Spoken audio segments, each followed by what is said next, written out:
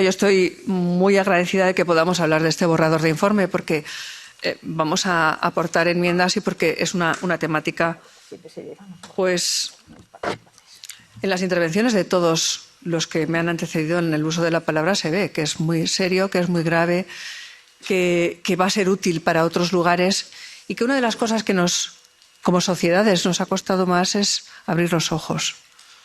Antes de ir a Baleares en una misión que fue muy intensa, todos mis compañeros han ido comentando algunos aspectos que se les quedaron marcados. Yo recuerdo que antes de irme leí toda la información que había sobre las comisiones políticas que había habido. Y recuerdo con horror cómo se daban como naturalizadas los elementos de mayor vulnerabilidad para lo que luego ocurrió, que eran las fugas. Expertos nos lo dijeron en la propia misión, que precisamente las fugas en adolescentes son siempre un elemento de riesgo y de vulnerabilidad de poder ser explotados, pero en el caso de personas tuteladas se multiplica de una manera absolutamente exponencial. Es ese elemento, antes de ir a la misión, el que yo llevaba grabado como qué horror, hay que abrir los ojos y ver, porque muchas veces ocurren cosas que finalmente no se ven. Esa es una de las grandes cuestiones. Yo no quiero hacer ninguna sangre, todo lo contrario. Yo quiero dar las gracias a todos los que estuvimos en la misión. Quiero dar las gracias muy especialmente al presidente por el borrador de informe, que no deja lugar a dudas. La explotación sexual de menores tutelados, en este caso en las Islas Baleares, es multifacética y requiere una acción integral por parte de todas las autoridades competentes. Se ha hablado de la necesidad de una coordinación rápida.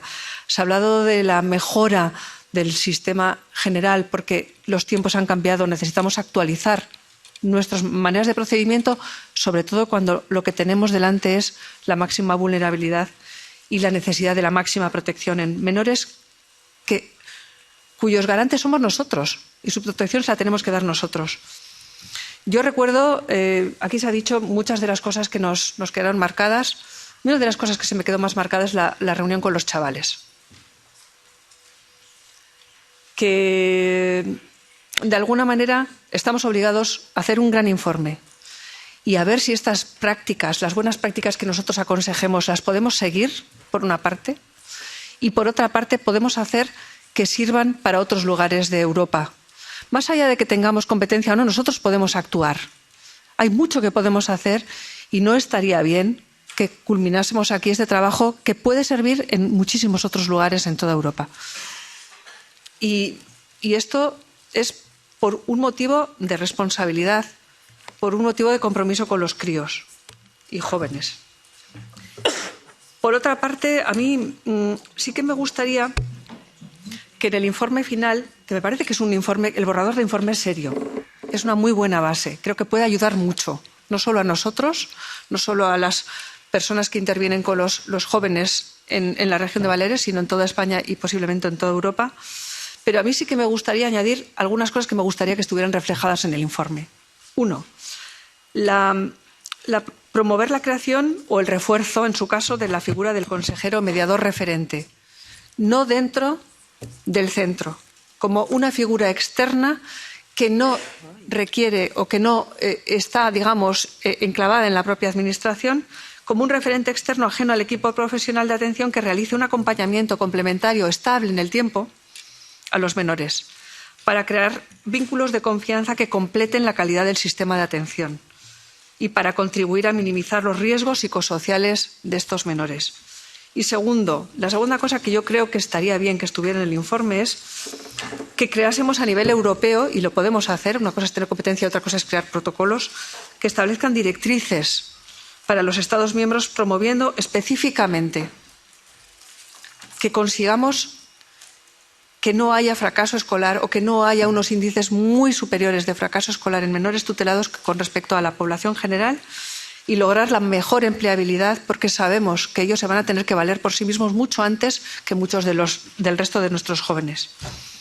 Y yo, sinceramente, pienso que, y me gustaría que me apoyaran los compañeros cuando los presentemos, la misión ha evidenciado falta de estadísticas sobre esta problemática. En concreto, faltan datos sobre, por ejemplo, acceso a la educación postobligatoria, conductas de riesgo, tasas de fracaso escolar, etcétera. Yo creo que todo esto podría guiar muchísimo la actividad de las autoridades públicas. Así que a mí me gustaría pensar que el borrador todavía lo podemos mejorar y que, desde luego, yo creo que por parte de la mayoría de todos nosotros, en ningún caso hemos querido otra cosa que entrar en una problemática que nos causaba espanto y en la que teníamos y tenemos una obligación de actuar. Yo creo que el seguimiento de que todo va haciéndose bien, el que podamos trabajar en esa trazabilidad, en esas directrices, yo creo que puede ser una buena aportación para los compañeros del futuro y para las autoridades que se encargan ahora o se encarguen en el futuro de estas tutelas, que deben de ser eficaces y que deben de ser protectoras. Muchas gracias.